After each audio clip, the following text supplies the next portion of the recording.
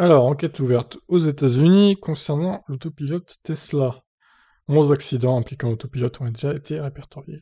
Quelle responsabilité à à la conduite autopilote du constructeur de voitures dans 11 accidents de circulation aux États-Unis ces 3 dernières années?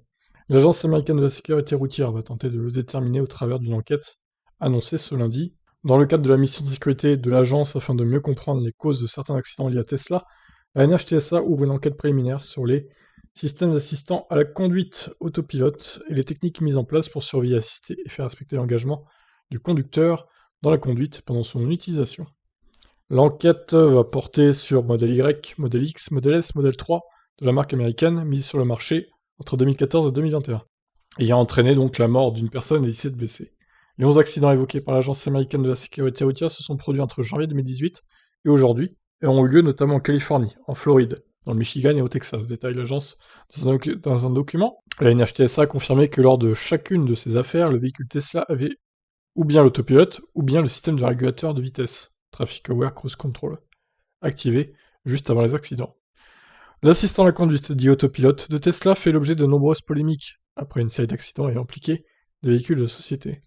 Le nom de cette technologie proposée par Tesla fait débat alors qu'aucune voiture d'aucun constructeur n'est aujourd'hui techniquement en mesure de proposer aux automobilistes un véhicule à la conduite entièrement autonome.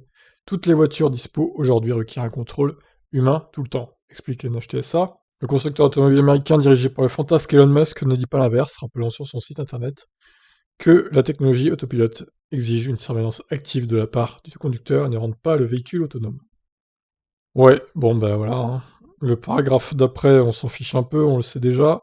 Et le paragraphe de conclusion, malgré les milliards de dollars de recherche et développement au fil des années, Tesla évolue dans la catégorie 2 sur l'échelle d'autonomie fixée par l'organisation professionnelle de Society of Automotive Engineers, loin de la 5e marche, synonyme d'autonomie complète. Sollicité par l'AFP, Tesla n'avait pas réagi dans l'immédiat à l'ouverture de cette enquête. En bourse, le titre Tesla perdait 3,5% dans les premiers échanges.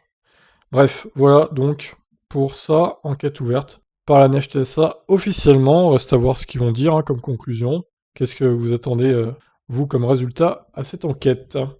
Tesla coupable ou pas, du coup? Ciao.